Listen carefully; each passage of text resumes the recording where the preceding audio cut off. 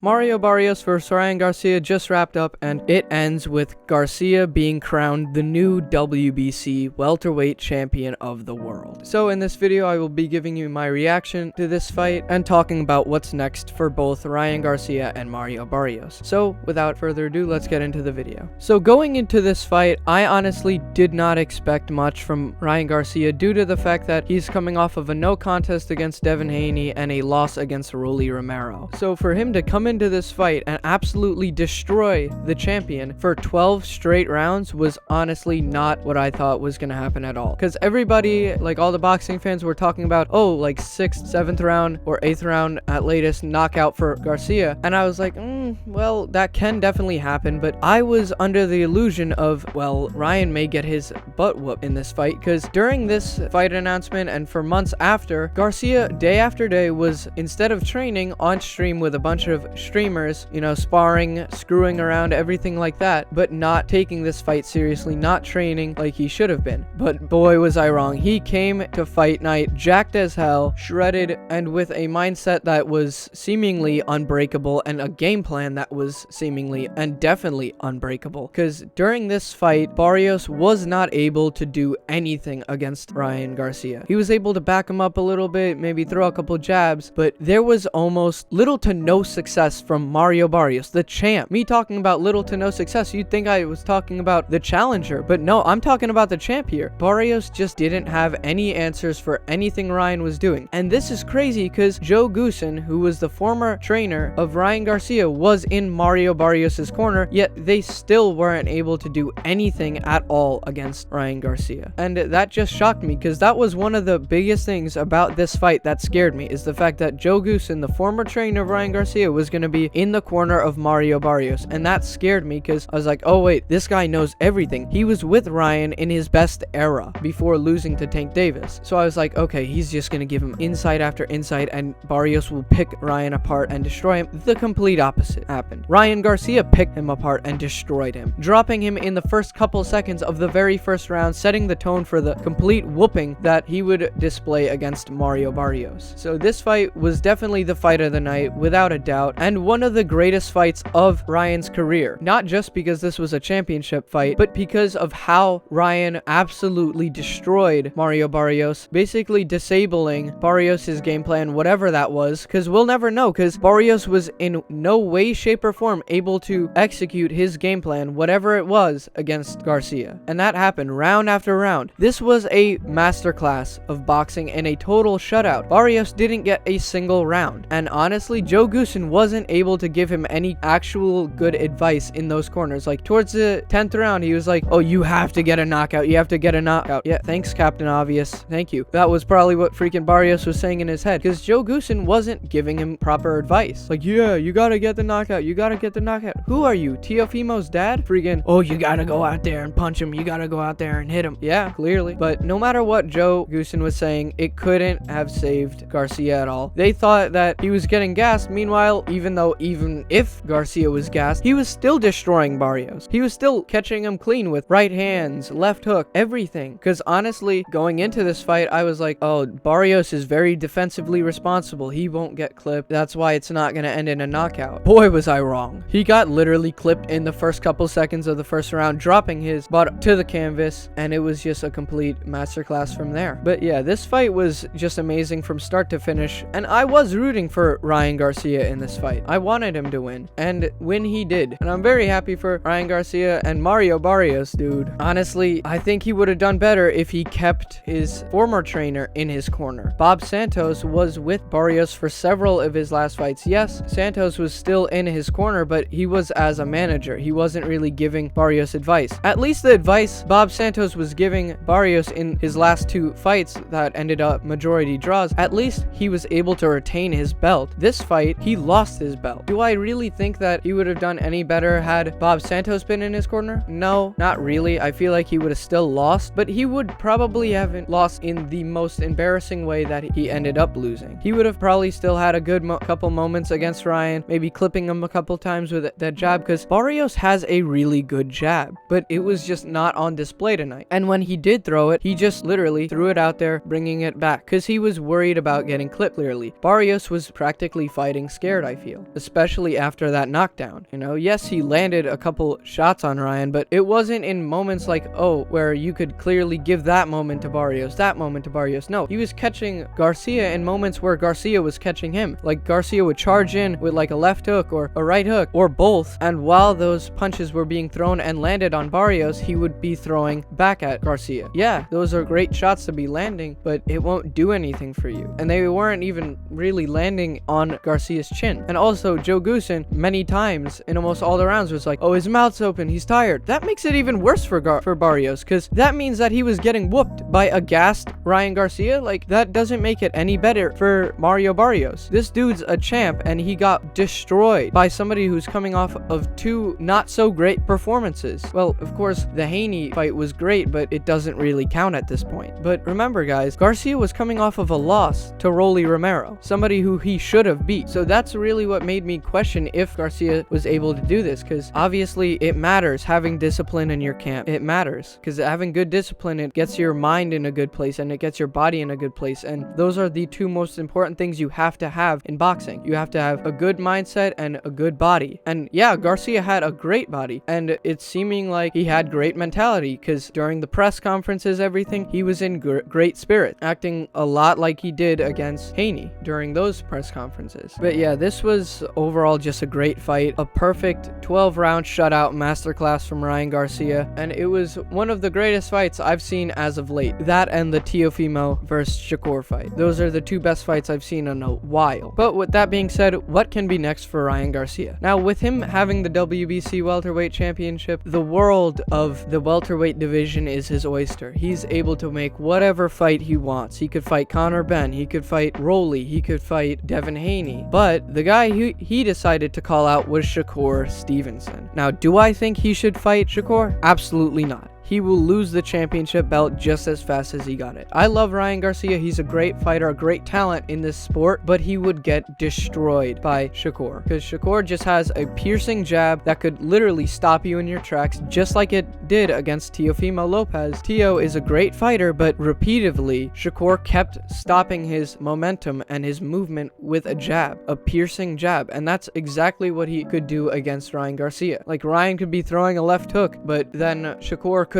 land a jab straight to the chin and probably wobble Garcia a little bit if he clips him right before the left hook even hits him. Now, granted, Garcia has the best left hook in boxing, 110%. He has the fastest left hook in boxing, but would that be enough? No, it would not be enough, because with Shakur's timing, his boxing IQ, he would be able to get out of the way of that or block it or do something to get away from it. So Garcia should practically stay far away as he possibly can from Shakur Stevenson. So what fight I think he should take, probably, if he wants to become undisputed, if he wants to get another easy victory and another belt on his waist, he should rematch Rolly Romero. Yes, he lost that fight very, very clearly. You know, it wasn't like a very close fight. No, it was almost basically a shutout. But Ryan said he wasn't really interested in that fight, which, why wasn't he interested? That was for a championship belt and he's not interested? I would be interested, but that's besides the point. He lost that fight, but I feel like really this version of Garcia that came to fight night against Barrios could destroy Rolly, without a doubt, destroy him. One of the biggest reasons why Garcia lost the fight against Rolly is because Rolly took Garcia's left hook away. He kept his hands up, kept a very disciplined defensive tactic, and kept his hands up, and that stopped Ryan's left hook. No matter how fast it was, he had his hands up the entire time, not which stopped Garcia from landing that thunderous left hook. But with the addition of now having power with both his left and his right, because literally Barrios was dropped by the right hand, but now with Garcia having power in both of those hands, he would definitely destroy Rolly. But yeah, that's if he wants to maybe become undisputed. But obviously the fight that is most likely to happen next, and the one that everybody wants to see him in, is his rematch with Devin Haney. I wouldn't be mad at that fight if it happened. I would love to see that fight again. You know, it really rings the what if, because I feel like Garcia could definitely beat Devin Haney, but I don't know. Like I said, we'll just have to see. The welterweight division is his oyster. He could fight whoever he wants, and whoever he fights next, I will most likely be satisfied with. But now, what can be next for Mario Barrios? Now, honestly, this is going to be a shorter segment because there's not really much for him anymore, because he's not a champion. He's easy to beat, but he's not a champion anymore, and that kind of eliminates the interests for all these other fighters like Conor Benn. But he could go back, maybe rematch Pacquiao, rematch Abel Ramos, because those are both draws on his career. Pacquiao is probably less likely than Abel Ramos, because Pacquiao only fought him because Barrios is a weak champion and he was the champion and he saw an easy victory. I mean, Pacquiao should have gotten that belt. He was robbed, but honestly, I feel like it was a blessing in disguise, because then we'd have to deal with Pacquiao versus Conor Benn, which is not a fight anybody would want to see, including me. As much as I love Pacquiao, he would probably get killed in that fight, so that wouldn't be a smart fight. But honestly,